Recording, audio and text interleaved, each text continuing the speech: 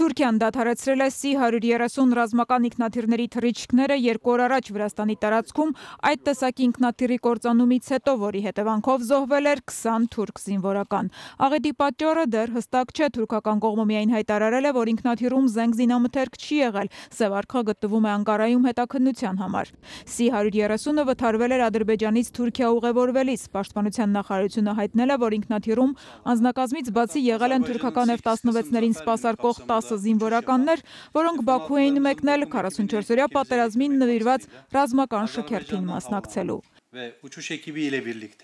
Fransanın Sağır şirkətinin vitse-prezidenti Anas Terasın barəsində dövlət təhlükəsizliyi Բաքվի դատարանը 12 տարվա ազատազրկման է դատապարտել Ֆրանսիայի քաղաքացի գործարար Անաս Դերազին, կաշառք վերցնելու գործով, որով անցնում է նաև Ֆրանսիայի նախագահ Մակրոնի նախկին թիկնապահը։ Ըստ դատախազության ֆրանսիական Սաուր ընկերության մերձավոր արևելքի գծով տնօրեն Դերազը 2018-ին կաշառք է ստացել Ռուսաստանաբնակ ադրբեջանցի օլիգարխ Ֆարհադ Ահմեդովից, խոստանալով նրան դուրս բերել Եվրամիության պատժամիջոցների ցանկից եւ վերադարձնել նաեւ նրա կալանքի տակ գտնվող գույքը։ Ըստ մեղադրողների գործը գլուխ բերելու համար կաշառք է ստացել նաեւ նախագահ Մակրոնի նախկին թիկնապահ Ալեքսանդր Բենալան։ Ֆրանս պրեսը հաղորդում է, որ Բաքվի դատարանի որոշմամբ Ֆրանսիայի քաղաքացին պետք է 12 տարի մնա ադրբեջանական բանտում, ապա արտաքսվի Ադրբեջանից։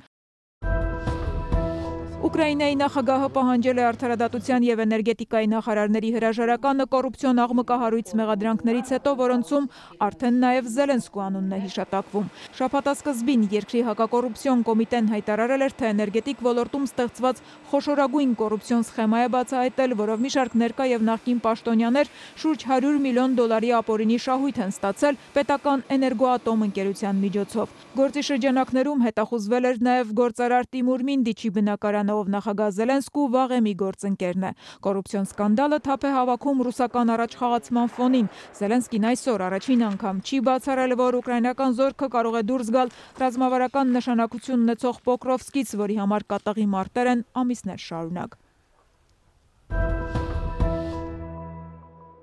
On this vote, the yeas are 222, the nays are 209. The bill is passed. Միացյալ Նահանգներում ավարտվել է պատմության մեջ ամենաերկար 43 օր շարունակված շատդաունը, որը կատվածահար էր արել կառավարության եւ բյուջեից ֆինանսավորվող մյուս կառույցների աշխատանքը 100 հազարավոր ամերիկացիների զրկելով աշխատավարձից եւ օգնությունից։ Այս տարվա բյուջեի շուրջ ամիսներ շարունակված անարդյունք բանակցություններից հետո 3 դեմոկրատների մի խումբ համաձայնել է միանալ հանրապետականներին եւ ընդունել օրենք, որը կֆինանսավորի կառավարության աշխատանքը մինչեւ հունվարի վերջ։ Or the American people. And it's an honor now to sign this incredible. Անցած գիշեր նախագահ Թրամփը ստորագրել է այդ օրինագիծը։ Առաջիկա ամիսներին, սակայն դեմոկրատներն ու հանրապետականները ստիպված կլինեն շարունակել բանակցությունները, ընդունելու փաստաթուղթ, որը կհաստատի Ամերիկայի բյուջետային հատկացումները հունվարի 31-ից հետո։